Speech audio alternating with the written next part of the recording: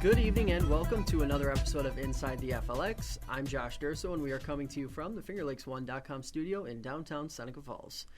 We have a very exciting show today as Waterloo Town Justice Christopher Folk joins us in studio to talk about his career, a variety of local issues, and much more. Thank you very much for stopping in today. Thank you. I'm glad to be here, Josh. So, first off, tell us a little bit about yourself. You have a very diverse background.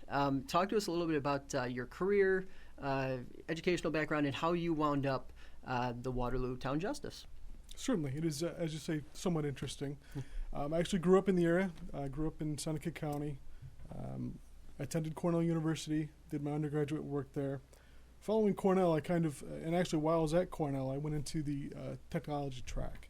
So I was involved in the Network Operations Center at Cornell, and that kind of evolved into a job out in California. So I spent a little over a year out in California, and at that time made the decision to relocate actually to the Boston, Massachusetts area. And then we came kind of to a critical juncture, if you will. My wife and I, we had 4 kids. We had to decide, did we want to put down roots in the Boston, Mass area, a more metropolitan area, or do we want to think about relocating back to an area that was a little quieter, perhaps a little bit better, if you will, to raise a small family? We ultimately made that decision. It's a decision we certainly have not looked back on or regretted.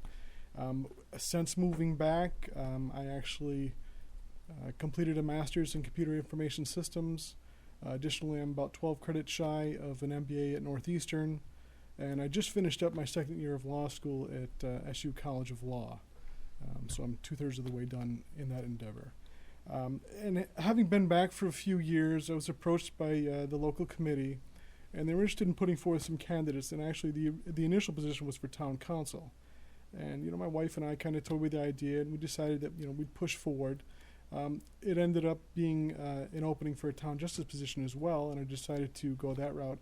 Kind of always had an interest in the legal field, hadn't really been exposed to it at any level, but I decided it was time to step back, give back to my community.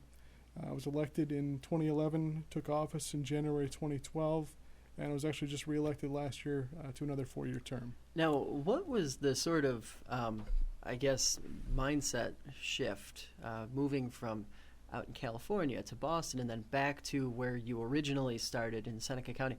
How was that how was the change felt personally? I mean, that must have been a major shift going from Boston to Seneca County. Well, it certainly was. In the move from Seneca County to Tompkins County at Cornell, and then out to California, I was kind of at the point in my life where I kind of wanted to experience more, gain a little more diversity. So I spent some time out there. Obviously, very different environment. I was just south of L.A., millions of people, obviously, huge metro area, and a whole different landscape. Beautiful, warm, sunny days, but it was brown everywhere. There was no grass. There was no green. And then going back to Boston, my wife is actually originally from Western Mass, and I found a company when I was working out in California that I came back and worked for in Boston. So, again, more of a metro area, but a little bit more relaxed, if you will, than being right in the LA, the center of things. And we were in it. Things were going well. It was an interesting experience, obviously immersed in technology. And that was kind of, at the point where technology was beginning to look more at remote workers. And they were beginning to leverage the advantages of not having to invest in infrastructure by having the large buildings and the overhead, and by allowing workers to operate in remote facilities. So I kind of took advantage of that. I was kind of at the forefront of that. I was one of the first in my company. I worked for EMC at the time. They had about 25,000 employees then, and I think now they're somewhere around 45 to 50,000, so they've grown substantially. But they've kind of, a lot of tech companies have really leveraged that, being able to put workers in a remote site so they can take advantage of their own resources. They can be close to family and friends. And, that was really where we were. So it was a little bit different. It was a little bit different coming back to Seneca County. And one of the issues I faced as a tech worker was the lack of high-speed infrastructure. So certainly there were some technological hurdles that I had to overcome. I was running multiple systems. I had my own in-house network. There was a lot of things I had to do to kind of make things work. But we did it, and it was a good experience, I think. It was nice that the kids were able to grow up in a more subdued environment, a more nurturing environment, a little less busy than a metro area. Now, one of the things that has been talked about a great deal over the last several months, Senator Nozzolio deciding to not run for re-election. Your name has been one that has popped up several times. Nothing official, but your name being a justice and in the heart of the 54th District. Any truth to that? Anything you'd like to say regarding that at this point? Or are you still sort of evaluating things or not even in the present? Certainly. Well, let me just state, clearly, unequivocally, as indicated, I'm a sitting Waterloo Town Justice. And I will state, for the record, at this point in time, I am neither a candidate for a primary or general election for any non-judicial office. Furthermore, I'm not now, nor have I made a public announcement for any candidacy. I am not seeking, nor have I authorized solicitations for contributions on my behalf. Yep. So no, at this time, I am not a candidate. No. So as a sitting justice, you are at the forefront, I would say, or as close to the forefront as you could possibly get to the heroin epidemic that has really been seeming to get worse and worse by the day. What has your perspective been on that, not only just as a sitting justice, but also watching it sort of develop over, the last 10, 15 years? Certainly, and as you state, that's a pervasive problem, and it's affecting small communities, large communities. It's not discriminating; it's affecting across the board. And as a judge, sure, I see the case. I see that case by case where there's an individual that is suffering from addiction. Some of them want to get help. Some of them prefer not to get help. They're just not at that point in their lives. But you see the effect both on the individual, and then you take it a step further and you see the effect on the family. The family members come to court. You see they're the ones that are bearing the brunt of the burden. Sometimes the individual isn't ready for help, but you see the way it's affected their family, their friends, and then even broader, you look at how it affects the community. So when you have that, you have a lot of ancillary effects. So you don't just have, and one thing that's important, I think we need to realize that the users, the addicts, their family, the community, we need to perceive them, and in fact, they are the victims in those cases. The suppliers obviously is a different outlook, but the people that are using, the people that have become addicted either through overuse of prescriptions or going down that avenue, and the fact that the prevalence of the oxycodone, which was then taken off the market, and now you have heroin, which has the same addictive characteristics. However, it's far cheaper, it's easier to obtain. People are getting that, they're using it, they're becoming addicted. And you need to kind of take a step back and look, they're the victims here. And, what are we doing to help? So as a judge, you try to do what you can on a case-by-case basis. You try to work with people. You try to make offers for more of a rehabilitation type setting rather than incarceration, because incarceration ultimately isn't highly effective. Now, do you think that is something that needs to be explored more on the systemic level, is actually working towards a rehab, some sort of result that incorporates rehab instead of because I'm sure not every judge is looking at it that way, and sometimes the person is sort of forgotten in the system, so to speak. Do you think there's improvement that can be made there, or do you think it's sort of something that has to work itself out? Well, I certainly think there's room for improvement. I think one of the things we want to do is make sure that we have facilities that are co-located within the communities. So again, a lot of the burden is borne by the family and friends. So when you have the person that's ready to get help and then ready to go into a rehab setting, oftentimes it's 30, 40, 50, 100 miles away, and then a lot of that burden shifts to the family. And I think one of the key things is once they've gone through rehab, they need to build a support network so that when they come out, they've got viable options, they've got people that are there to support them.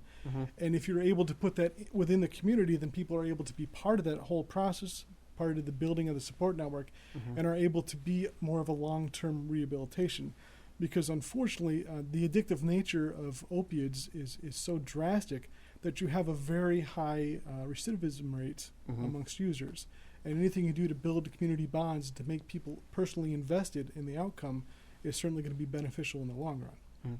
One other, speaking of community outreach, criminal justice has sort of, I guess, taken a perception hit over the last several years between police officers and the court system and incarceration, different things like that.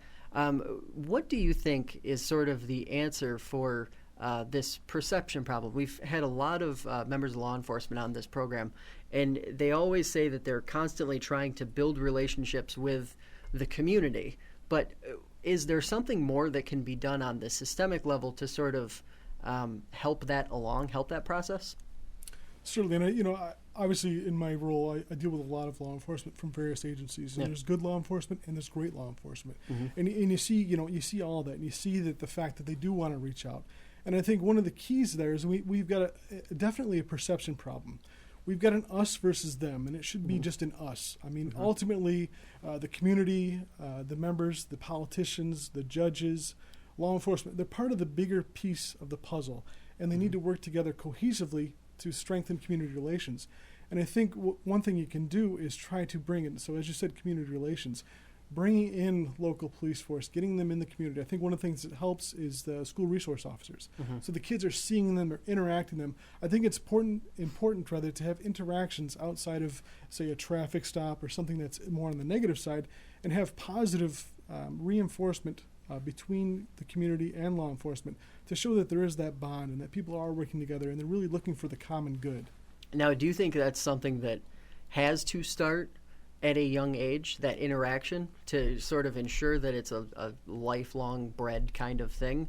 Because I think part of what we've sort of been seeing in the communities, not just locally, but all around, that led to this perception problem was that it wasn't until these kids, young adults, were 18, 20, 25 years old, they're finally having an interaction with a member of law enforcement, and bam, it's them getting arrested. Is the key really just starting when they're young? I certainly think that's very important, to be able to have those interactions at a young age, to be able to see that, it's not just a badge or a shield or somebody in a uniform. It's someone that's doing that in order to help the community, and they're doing it to benefit the community. They're not doing it under self-serving interests. They're doing it to further the community and to benefit, them in the totality. So I think if you can do that at a young age, if you can show them, look, they're just like me. They're part of the bigger thing. They want to help. They're here to help me, and I'm here to work with them.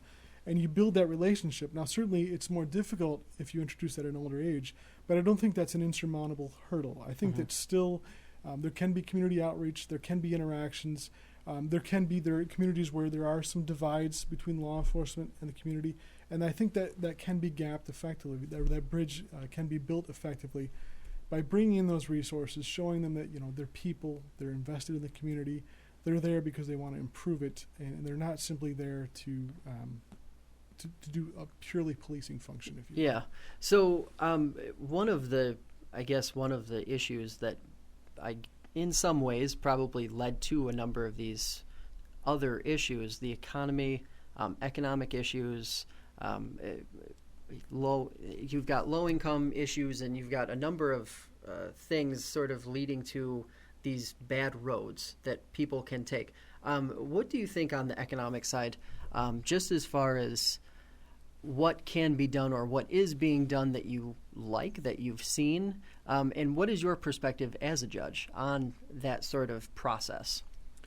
I think ultimately a lot of things come right back to the economic root. So when people have, lack of careers, lack of job opportunities, a lack of good perspective, then they fall back on, the tried and true. And when it becomes easier to take someone else's thing rather than be able to earn and get your own possessions, if you will, then that becomes a problem, and that's pervasive. And, one of the issues there is it kind of comes back to my tech background. Moving back here, trying to overcome the hurdles of not having high-speed infrastructure. I think, and I view high-speed infrastructure and the communications therein as really being a fundamental right. I mean, if you look back to when they rolled out telephone service across the U.S., there were households that were relegated to second-class citizenry because they didn't have access to basic communication services. And now, as we see here, I mean, this studio is living proof, the fact that things are out on social media. They're being leveraged on high-speed networks, their ability to stream live, to download. People that don't have that capability are really missing out on a crucial media outlet, and I think they're being bypassed. And one of the things we can do is if we can build the infrastructure, if we can roll out basic communication services, then that helps not only the citizen in their consumption, but it also allows businesses to take advantage of that as well. So we have the ability to do remote workers. I mean, one of the things, for instance, right now, I did an externship in cybersecurity last summer in Washington, D.C., And I actually just got an update from the National Institute of Standards and Technology this morning, and there are approximately 300,000 unfilled cybersecurity jobs, and that's expected to grow to 1.5 million within the next 5 years. Mm-hmm. That's a huge glut of unfilled, skilled technology jobs. And NIST, for instance, is trying to put in programs where they develop programs with high schools. They give them grant money. They allow educators to come up to speed on cybersecurity to then train high school students. And one of the things you'll see, like in the metro areas, D.C. metro area, there are high school students that are being trained in cybersecurity. Over their summer breaks, they're making anywhere from $10,000, $15,000 to $20,000 working in an apprenticeship type fashion for cybersecurity companies. Now, I think that's a huge advantage, and one of the things we see is the students and the kids and the youth, almost everyone really across the board, is immersed in technology. It's everywhere. It's ubiquitous. It's all around us. We really have no choice. It pervades every aspect of our lives. So if you can take something that they enjoy doing and you can leverage that and you can use that to build the economy, then I think you have, kind of cliche, but it's a win-win situation. Mm-hmm. Now, over the last couple decades, really just a decade and a half, a little more than a decade and a half, technology has really aggressively grown. And even now it's moving faster than I think most people realize. What has been your perspective as far as not just the person who worked in it, not just the person who is sitting judge, but also just from the personal standpoint, are we keeping up? Are we actually keeping up with the pace of change, or is this something, because you're talking about a lot of whether it's professional, giving kids more opportunities, you're talking about a lot of things that frankly I don't think exist in a lot of places, like this region, for example. Sure. Is that something that has to be worked on at the systemic level, or is that something that should happen automatically? Well, I think fundamentally it needs to happen. I mean that's where we're going. Everything, technology, as I said, is pervasive. Rather, it's everywhere. It's completely enmeshed, and we need to look at that both at the grassroots level. Getting local educators involved, reaching out to school boards, ensuring that there's those programs in place. And we've put a lot of money and effort into programs like the STEM program, which are crucial. But let's add the other piece. Cybersecurity is huge, and one of the things you said about the pace of technology. Look at the OPM data breach, the IRS data breach. This is huge, 26 million records of immense personally identifiable information that has been exfiltrated perhaps to outside countries, or most likely to outside countries. You have a huge issue, and a lot of people just don't understand. They don't understand that their data is everywhere, that the little store cards they fill out, that data is being tracked, it's being monitored, and it's out there, and it's not necessarily secure, and people don't really understand how to secure it. So if we can get the new generation involved in it, if we can get mid-career people that want to make a switch involved in it, then we can take advantage of the unfilled jobs, we can do the training that's necessary, and we can try to come back in and match pace with technology and where it is now.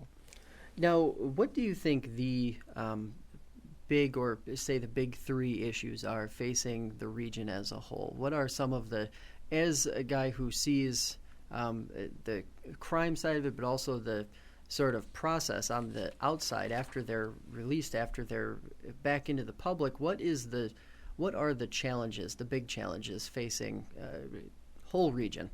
Certainly.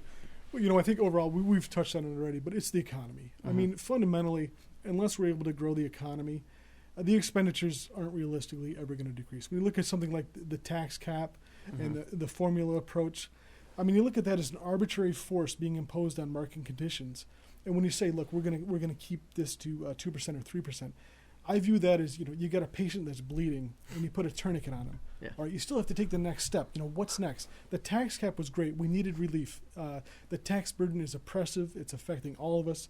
Homeowners, taxpayers are being stifled by that.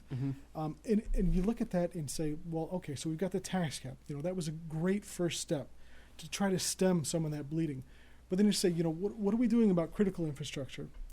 What are our needs? Have we assessed them? What do we need going forward? And would it be more practical to obviate the tax cap for a 1 to 2 to 3 to 5 year time frame so that we can build the infrastructure, we can bring the companies in, we can increase the economy on the revenue side, If we can leave expenditures the same or slightly decrease, then overall we've progressed. And then we can look at actually decreasing the tax burden on a more longer term scale. So I think, the economy, which really ties into the tax burden, which also ties into government regulation. My wife had a small business in this area, and the amount of oversight, the amount of paperwork, the burden on a small business owner is significant, to say the least. I mean, that's a huge issue.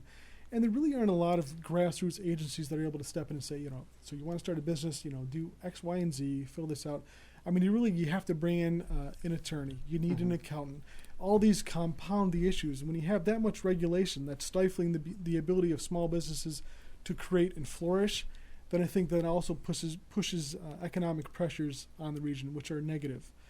And then, the whole personal freedom thing, which really ties back into regulation. So, we want government to be there when we need it, but we don't want it to be in our lives all the time. I mean, it should be an aid. It shouldn't be an overseer and a manager of everything we do in our lives. So, I think those are huge. And then you look at, I guess the third thing, it's unfortunate, but what really impacts us is the opioid epidemic and the fact that the addiction is rampant. It's affecting the economy. It's affecting the criminal justice system. We see a lot more cases there, a lot more people. It's having an overall overwhelming negative effect on our region. Now, looking specifically at smaller communities, smaller rural communities, we'll say, like a Seneca Falls or a Waterloo, what are sort of some of the unique challenges that you see them facing that perhaps, you go a little bit west and you're in Rochester or you're in Syracuse and you don't actually see the same types of problems? Are there certain unique problems in a place like Waterloo? I know in the last couple of years, Lee Bieber has really been developing or trying to develop quite a bit in downtown. The downtown space seems to be one area where a lot of improvement is needed because there are a lot of, you go to Clyde, you go to these surrounding communities and there's vacancies, there's empty storefronts. What is the combination, I guess, for the smaller communities that the larger aren't having to deal with?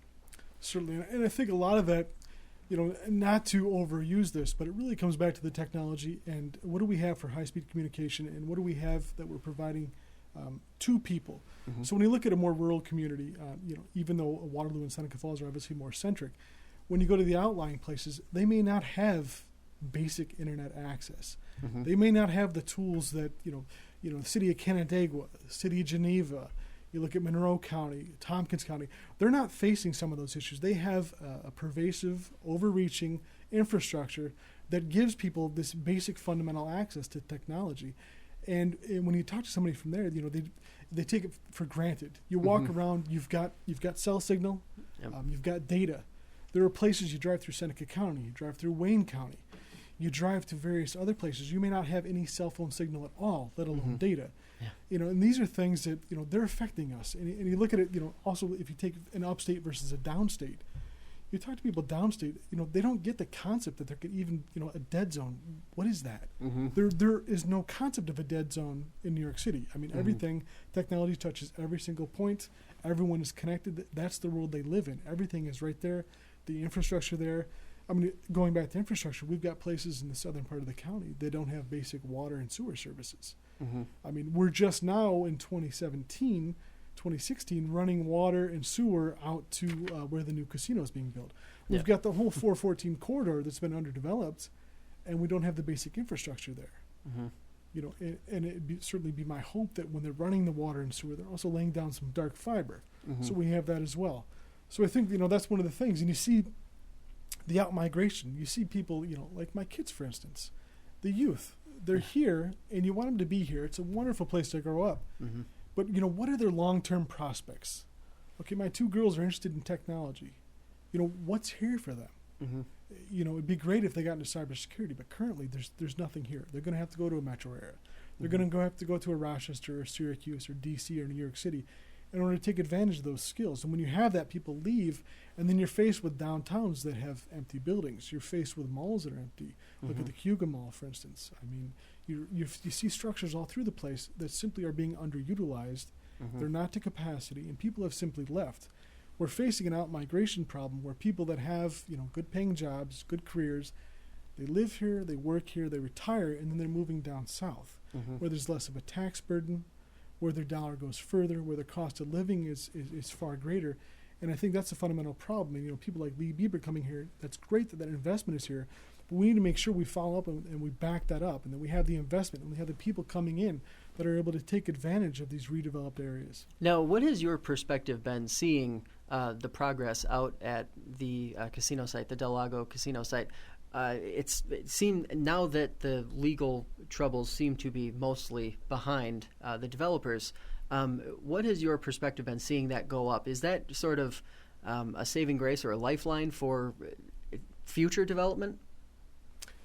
Well, I think it's critical that we develop. Having traveled the country extensively, you look around other areas like the South, for instance, and they have rapid development. I mean, they've been building out North Carolina, Raleigh, Triangle Park area. They've been building out, expanding everywhere. Even Rochester and Syracuse, you see expansion. Yeah. Now, the fact that the casino is the first expansion I've seen in Seneca County since Lowe's, I believe, that's a long time span. I think it's important, it's critical, but I think it's only a first step. Now, if we're looking at adding 1,800 to 2,000 jobs, that's fantastic for our region.